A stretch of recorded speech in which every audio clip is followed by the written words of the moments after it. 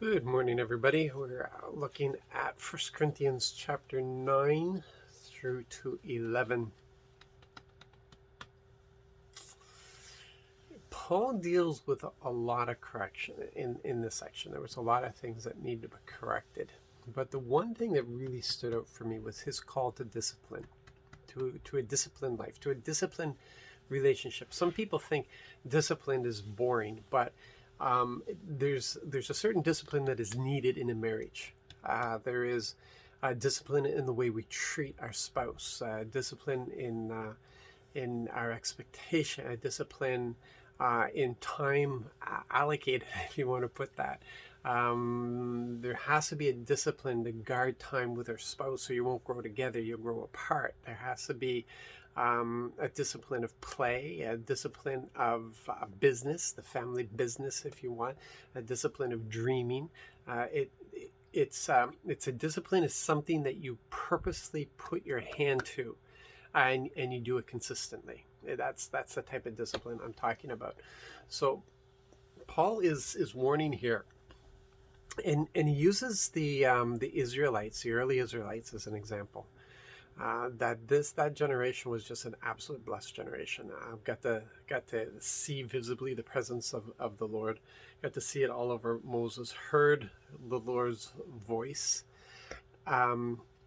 Saw the miracles. Ate the miracles. The manna. Drank the miracles. The water that flowed from the rock. They walked through the parted sea.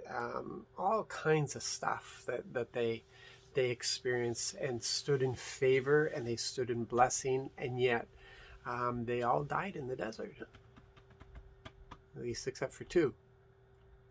They all died in the desert. Even Moses and Aaron ended up dying in the desert because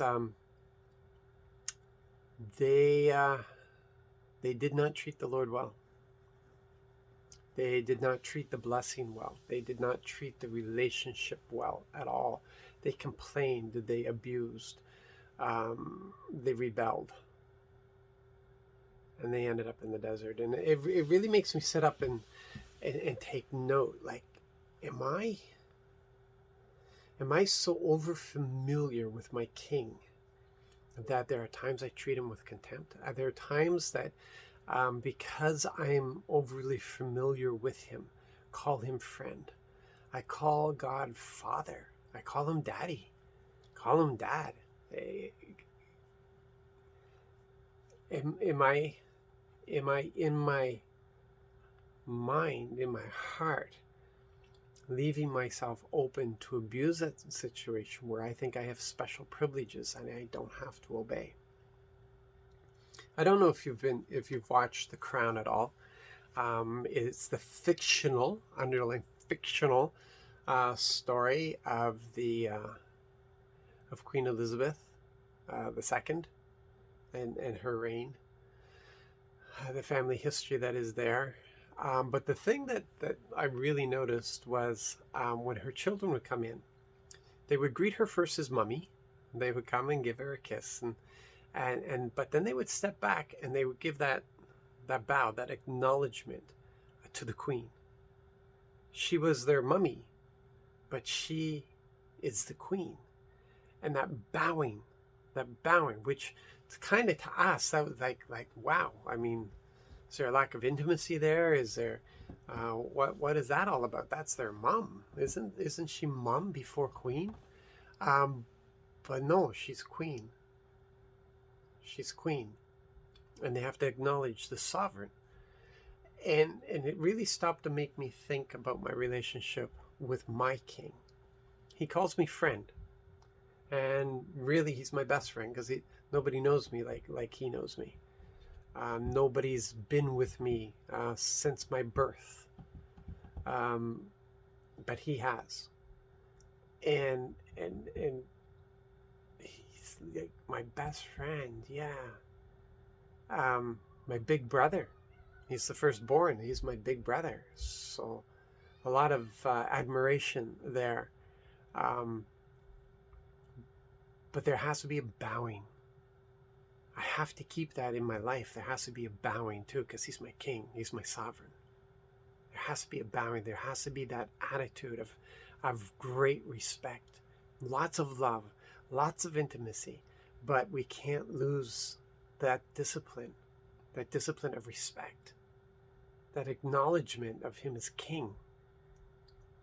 And Paul really just wanted us to understand that there's a discipline that is necessary in our Christian walk. There's a discipline that is necessary in our relationship. There is an honoring.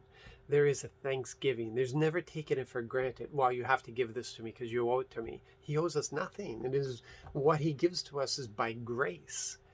Yes, he has promised. These are guaranteed. These are laws. These promises are just etched. He can't go against those promises. But it doesn't mean it didn't come from grace. It doesn't mean that it didn't come from love. And we have to acknowledge that all good things are from above. And so we stop and we give thanks for our food. That's just a polite thing to do. There's a discipline that's involved in it. It's not religious. It's a discipline of thanksgiving, a gratitude of every good thing that happens, acknowledging this is from the hand of the Lord. Thank you. Thank you, Dad. Thank you for caring for me this way. There's nothing wrong with that. And Paul considers that it's really vital for us to